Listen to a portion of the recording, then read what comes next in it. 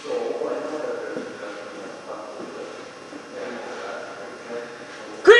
fellow blasphemers! Ground control to Major Tom. Ground control to Major Tom. Greetings, fellow blasphemers. This is BearPaw72. In video 1, we discussed what VenomFangX said about pie in the Bible. In video 2, we will discuss what he said about the 7th layer of atmosphere. Actually, of the 5 remaining topics that I will cover in this series, the atmosphere is one of 4 that are mentioned in the next comment that VFX wrote in his message to me. And I quote, "Did you know the Bible explains why no rainbows were seen until the atmosphere radically changed due to the collapse of the 7th layer of atmosphere, which resulted in the worldwide flood and the beginning of the hydrological water cycle?" Courtesy of freehoven.com. This statement is so utterly stupid, it makes me want to cry. Firstly, there are only 5 layers of atmosphere that are actually recognized.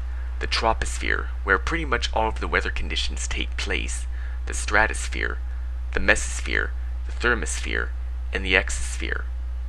A Google search on the 7th layer of atmosphere showed me a bunch of Christian and Muslim creationist sites that consider ozone and the actually 3-layered ionosphere to be the 6th and the 7th layers.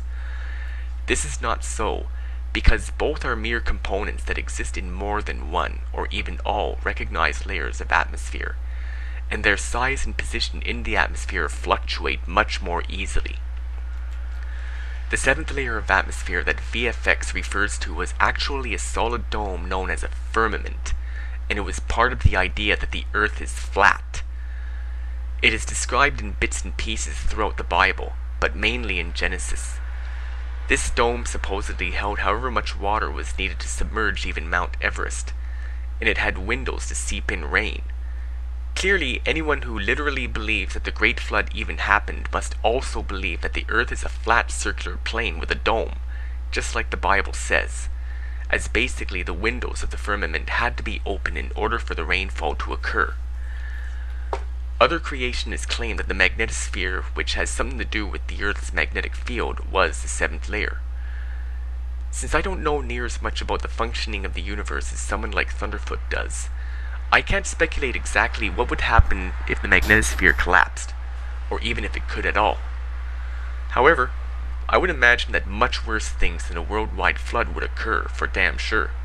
Strike one. But that's not the only problem. I am only about as scientifically literate as a dishwasher at McDonald's, but based on information that I found on a website called Windows to the Universe, the highest layer of atmosphere, known as the exosphere, has varying temperatures between 500 degrees and 1700 degrees Celsius. This is also the region where atoms and molecules escape into space. Due to this condition, I highly doubt that a water cloud could even begin to form itself within this atmosphere. The severe temperature would have kept any water vapor in its midst withered beyond any ability to condense itself, and furthermore, the molecules of the vapor itself would escape into space. Strike 2. Now, we all know that hydrogen is the most common element in the universe at 73.9% of the chemical element makeup, whereas oxygen, at 1.07%, is a very distant third. Wherever hydrogen and oxygen meet, they will form the molecule known as H2O if contact is made in the right concentrations of both elements.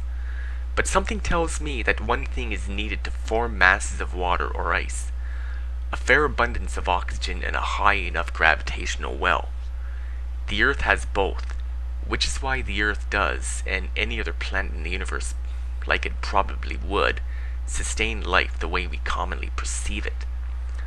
But of course, the fact that the Earth's atmosphere is 78% nitrogen, 21% oxygen, and 1% other elements puts me back at square one.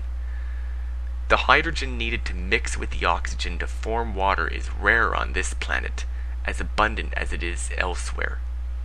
The only way that the atmosphere could create enough rain to cause a great flood is if the troposphere seeped in enough hydrogen to react with the oxygen in midair.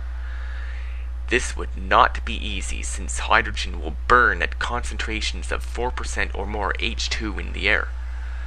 In other words, Noah would have needed to build a submarine instead of an ark to survive the fiery storm that would have resulted from this attempt at creating enough H2O in midair to cover the Earth.